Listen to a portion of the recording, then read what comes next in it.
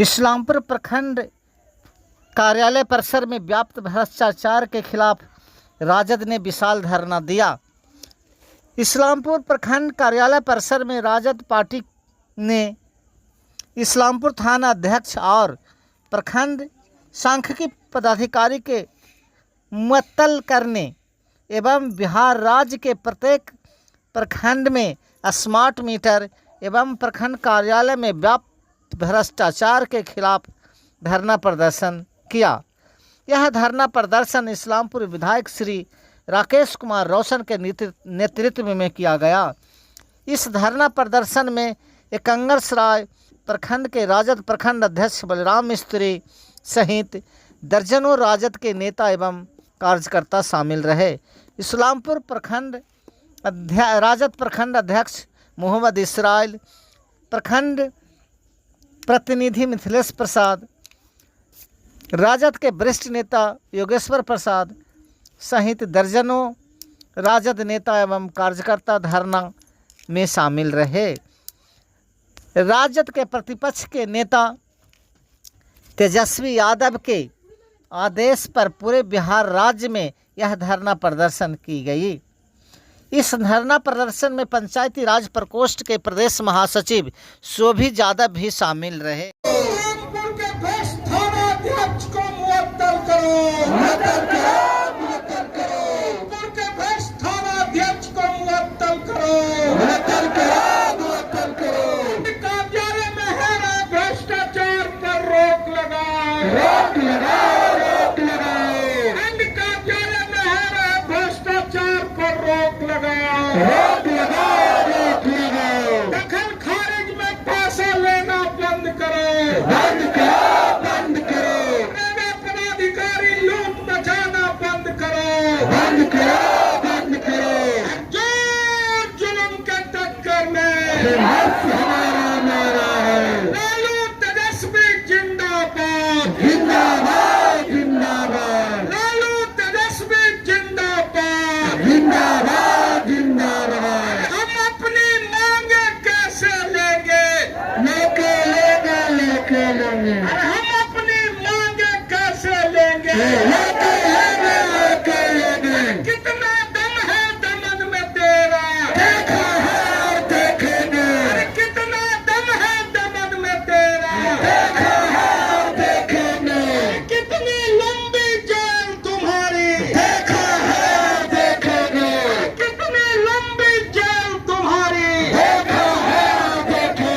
आवाज तो हम एक है, आवाज तो हम एक है। स्मार्ट मीटर के नाम पर बिहार के लोगों को ठगना बंद करो, स्मार्ट मीटर के नाम पर बिहार के लोगों को ठगना बंद करो। आग में बढ़ते हुए अपराध पर रोक लगाओ, आग में बढ़ते हुए अपराध पर रोक लगाओ। देश तेरी तानाशाही, देश तेरी तानाशाही। जो जुल्म के टक्कर में, जो जुल्म के टक्कर में। तो साथियों, अभी बहुत सारे वक्ता हैं, उनको बोलना है। एकंगरसराय के प्रखंड अध्यक्ष बलराम मिस्त्री जी हमारी बात सुन रहे हैं, तो वो मंच के पास चले आएंगे। और आप सभी साथियों से अनुरोध है कि 3 बजे तक मुस्तैदी के साथ यहाँ बैठे रहना है, और 3 बजे के बाद ही यहाँ से हम लोगों को अपने घर के लिए प्रस्थान करना है। हमारे जो भी साथी बोलते हैं उनकी बात को सुनिए। हमारी माँ बहनें महिलाएं आई हुई हैं, इन लोगों के साथ भी जुल्म हुआ है, अत्याचार हुआ है। मैं बोलने के क्रम में सारी बात बताऊंगा कि किस तरह से यहाँ शराब के नाम पर कभी किसी को पिस्तौल देकर के, गोली देकर के लोगों को पुलिस फंसाने का काम कर रही है, और समाज के प्रतिष्ठित व्यक्तियों का इज्जत और प्रतिष्ठा पर दांव लगा हुआ है। सारी बातों को मैं जानता हूँ, इसलिए मैं सारी बातों को विस्तार में आपको बताऊंगा। हमारे साथी जो बोल रहे हैं उनकी बात को आप सुनिए और सबकी बात सुनने के बाद ही आगे का जो हम लोगों का ऐलान होगा उसके आधार पे हम लोग आगे का कार्यक्रम तय करेंगे। अब अध्यक्ष जी आगे का कार्यक्रम चलाएंगे। इन्होंने अपना विचार प्रकट नहीं किया, उनके प्रति क्षमा प्रार्थी हैं। समय के अभाव के चलते बहुत सारे साथी छूट गए। साथियों, आप लोगों ने अखबार में देखा होगा, टीवी में भी सुना होगा कि 1 अक्टूबर को बिहार प्रदेश राष्ट्रीय जनता दल की ओर से बिहार के सभी प्रखंड मुख्यालयों पर स्मार्ट मीटर के विरोध में धरना का आयोजन किया गया है और उसी के आह्वान पे हम लोगों ने आज इस्लामपुर प्रखंड मुख्यालय पर भी धरना देने का काम किया और साथ ही साथ बहुत सारे स्थानीय मुद्दे हैं जिनसे इस्लामपुर की जनता प्रभावित थी। उन मुद्दों को भी हम लोगों ने सम्मिलित करते हुए आज धरना देने का काम किया और इसी तरह का धरना 4 अक्टूबर को हम लोग एकंगरसराय प्रखंड मुख्यालय में भी राष्ट्रीय जनता दल के तरफ से देने का काम करेंगे। आप सभी लोग इस बात को समझ नहीं पा रहे होंगे कि आखिर स्मार्ट मीटर में कौन सी ऐसी खराबी है जिसके विरोध में राष्ट्रीय जनता दल सड़क पर उतरने का काम कर रहा है। मैं आपको बताना चाहता हूं कि ये जो स्मार्ट मीटर है ये प्रीपेड मीटर है। प्रीपेड मीटर का मतलब है कि आप जितना बिजली का उपभोग करते हैं उसके एवज में पहले ही आपको पैसा भराना होगा और पैसा यदि नहीं भराइएगा तो आपके घर की बिजली काट दी जाएगी। सबसे पहला प्रश्न तो है कि स्मार्ट मीटर तो गांव में सरकार लगा रही है, लेकिन गांव के अंदर रहने वाले 90% लोगों के पास स्मार्टफोन नहीं है। और जब स्मार्टफोन नहीं है तो वह स्मार्ट मीटर को रिचार्ज कैसे करेगा? कैसे रिचार्ज करेगा जिसके पास स्मार्टफोन नहीं है? तो पहली बात तो ये है। दूसरी बात है कि जो बिजली का बिल है वो बिजली का बिल स्मार्ट मीटर में ज्यादा उठ रहा है। बिहार में ऐसे भी पूरे देश के अंदर सबसे महंगी बिजली मिलती है। 9 रुपया 60 पैसे से लेकर के 10 रुपया 20 पैसा तक प्रति यूनिट बिहार के उपभोक्ताओं को देना पड़ता है, तब उसके एवज में वो बिजली को कंज्यूम करता है। लेकिन स्मार्ट मीटर लगने के बाद लगातार ये शिकायत आने लगा कि इस मीटर में बिल ज्यादा उठ रहा है और जिन लोगों ने लगाया कहा कि महीना में 100-200 रुपया ज्यादा उठता है। तो इसका जब तहकीकात किया गया तो पता चला कि पहले जो स्मार्ट मीटर लगा रहा था वो बिहार सरकार के अंदर भारत सरकार की कंपनी थी, वो बिजली का मीटर लगाता था।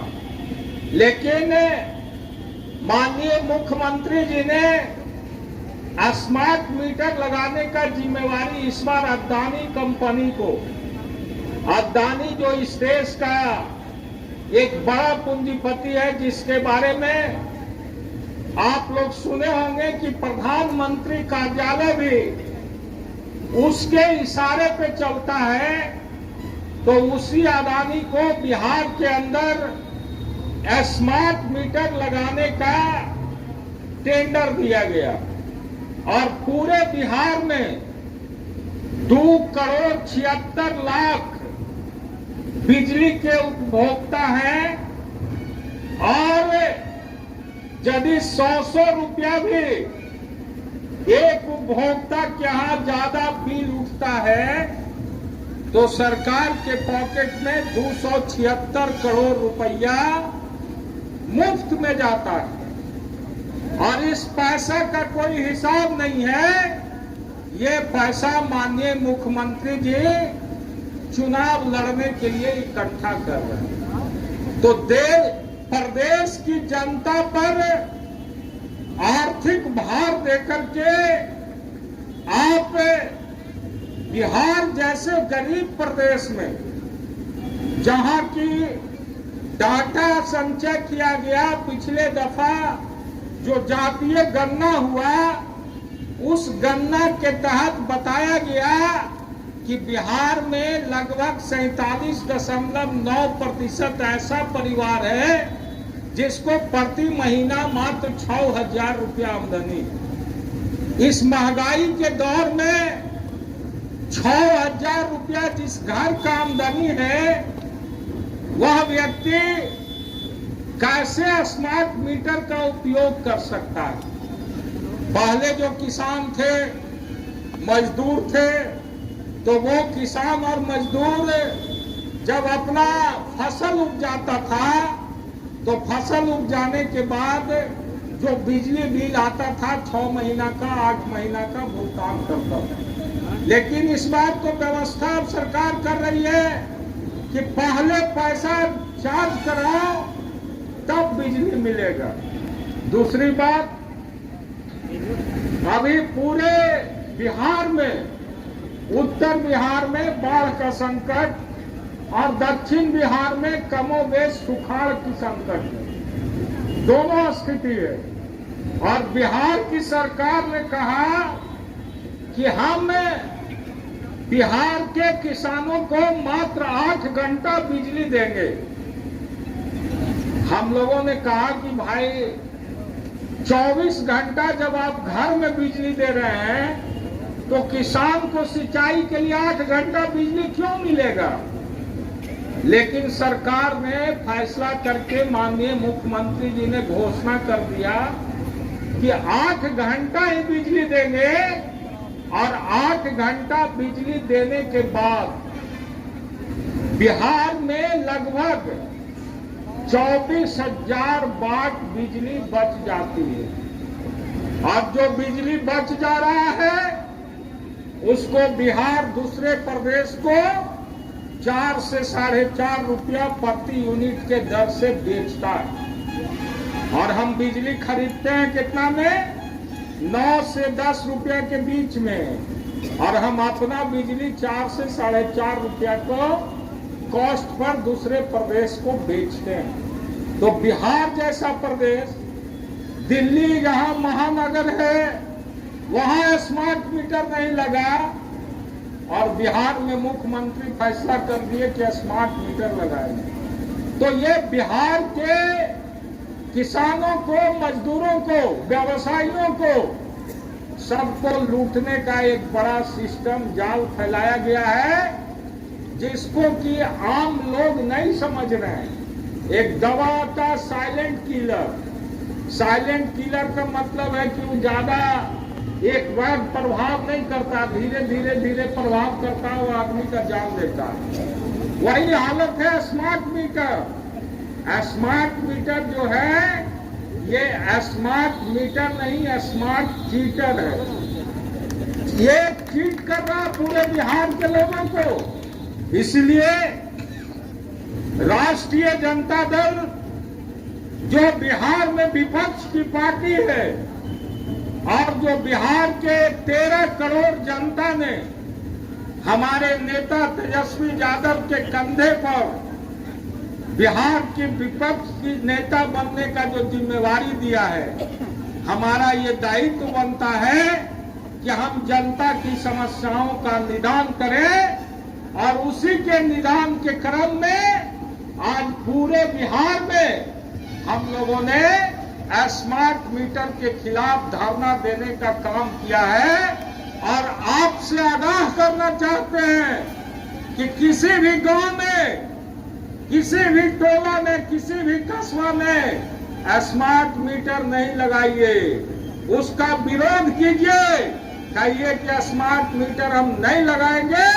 और जब इसका विरोध कीजिएगा तो सरकार फिर बैकफुट पर जाएगी और बैकफुट पर जाने के बाद जो पुराना हमारा सिस्टम है बिजली का, वही सिस्टम को लागू करना होगा। इसकी लड़ाई राष्ट्रीय जनता दल लड़ना चाहती है। इसीलिए साथियों, हम लोगों ने आज का धरना का मुख्य एजेंडा यही रखा। और दूसरा, बिहार के अंदर जो सर्वे का काम चल रहा है, हर ब्लॉक में सर्वे का काम शुरू हो गया। आप सब लोग उसके भुक्तभोगी हैं। सर्वे के नाम पर किस तरह से भाई और बहन में झगड़ा लगाया जा रहा है, भाई भाई में झगड़ा लगाया जा रहा है, बाप बेटा में झगड़ा लगाया जा रहा है। कारण क्या है? बिहार के अंदर 1908 में जो सर्वे खतियान बना, वो खतियान हमारे पूर्वजों के नाम से। किसी के घर में भी जाके देखिए, वो खतियान हमारे पूर्वजों के नाम से है। और उस खतियान के आधार पर 10% से ज्यादा लोगों ने अभी तक फटबंदी करा के दखल खारिज नहीं कराया है। 90% लोग उसी खतियानी रैयत के आधार पर जमीन पर अपना कब्जा और मालकियत बता रहे हैं। तो जब तक सरकार लैंड रेवेन्यू रिकॉर्ड में सुधार नहीं करेगी और जो वर्तमान पीढ़ी है उसके नाम पर खतियान नहीं बनेगा, तो फिर सर्वे का काम कैसे हो सकता है? कैसे सर्वे काम हो सकता है? आपस में लाठी चलवा रहा है, गोली चलवा रहा है, बहुत जगह झगड़ा हो रहा है, माथा फट गया, कपार फट गया, अपने में लाठी लठौल हो रहा है। तो एक तो सर्वे खतियान में सुधार, दूसरी बात सेल्डिंग के आधार पर जो टाइटल मिलना है, तो सेल्डिंग के आधार पर जो टाइटल मिलेगा उसमें जिसने जो बेचा है, यदि उसके नाम पर जमाबंदी कायम है तब आपके नाम पर जमाबंदी कायम होगा। पहले लोग ये सब देखता नहीं था, जिसका नाम था देखता था इनका खानदान का नाम है, उसे रजिस्ट्री करा लिया।